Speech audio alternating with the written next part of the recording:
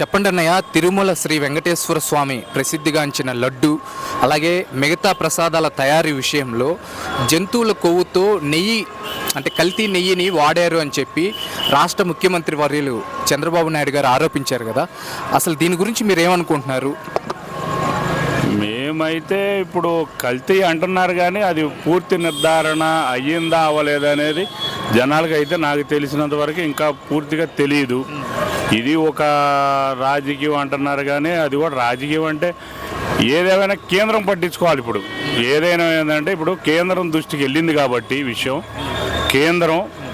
కేంద్రం అనేది దృష్టి సారించి ఇది ఎక్కడ జరిగింది, దీని మూల కారణం ఎవరు ఏంటి అనేది కేంద్రం సపోర్ట్ తీసుకొని చేస్తే అసలు మూలాలు ఏంటి, ఎక్కడ జరిగిందా, అసలు జరగలేదా, అసలు ఏం జరిగింది, ఎందుకు వచ్చినాయి, అసలు కొవ్వు పదార్థాలు వచ్చినాయా, ఇంకొక ఫిష్ ఆయిల్ వచ్చిందా, ఇంకోటి వచ్చిందా, ఏదైనా చెప్పడానికైనా మనం ఏంటంటే కేంద్రం కొద్దిగా శ్రద్ధ తీసుకోవాలి ఈ విషయంలో.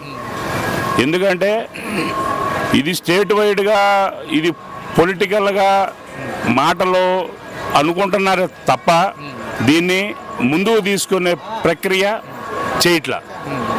అదే కేంద్రం ఆరోగ్య శాఖ దాన్ని అసలు దాని మూలం ఎక్కడ పడింది, బీజం ఎక్కడ పడింది, దాన్ని తీసుకొని మీరు దాన్ని లోతుగా కేంద్రం విచారించి తగిన చర్యలు తీసుకుంటే బాగుంటుందని మా అభిప్రాయం. కొన్ని అప్పటికి ఇప్పటికీ లడ్డుకు సంబంధించి అంటే సైజులో కానీ టేస్ట్లో కానీ క్వాలిటీలో కానీ మీరు అబ్జర్వ్ చేసినటువంటి డిఫరెన్స్ ఏంటి?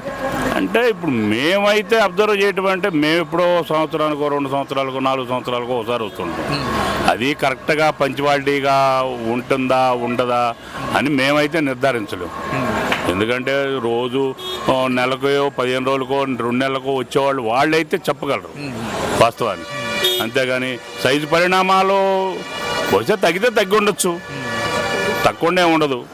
రేట్లు పెరుగుతున్నాయి, పరిణామాలు తగ్గుతున్నాయి, రేట్లు అయితే పెంచుతున్నారు, పరిణామాలు తగ్గి ఉండొచ్చు. క్వాలిటీ విషయం అంటారా, ఇక అది జనాభిప్రాయం మీద ఎట్లా ఉండాలంటో అట్లా ఒక్కోళ్ళ అభిప్రాయం ఒక్కోలాగా ఉంటుంది. సరే, ఇకపోతే చెప్పండి అన్నయ్య, అంటే తిరుమల తిరుపతి దేవస్థానంకి అలాట్ చేసినటువంటి ఫండ్స్ అంటే నిధుల్ని దారి మళ్లించి ఇట్లా కల్తీ ప్రోడక్ట్స్ వాడారు అన్నది రుజువైతే కనుక మీ స్పందన ఎటువంటిదో? మా స్పందనే ఉండదండి. రుజువైతే అనేది ఇప్పుడు ఒక దేవునికి ఇచ్చిన ఇప్పుడు వాళ్ళకి ఇష్టమయ్యి వాళ్ళ ఇష్ట దైవానికి వాళ్ళు ఇచ్చిన డబ్బుల్ని వేరే రూపాయన దేనికన్నా వాడుంటే మాత్రం అది ఏదేమైనా కరెక్ట్ కాదు. వేరే రూపాయన దేనికైనా వాడుంటే మాత్రం మంచిది కాదు.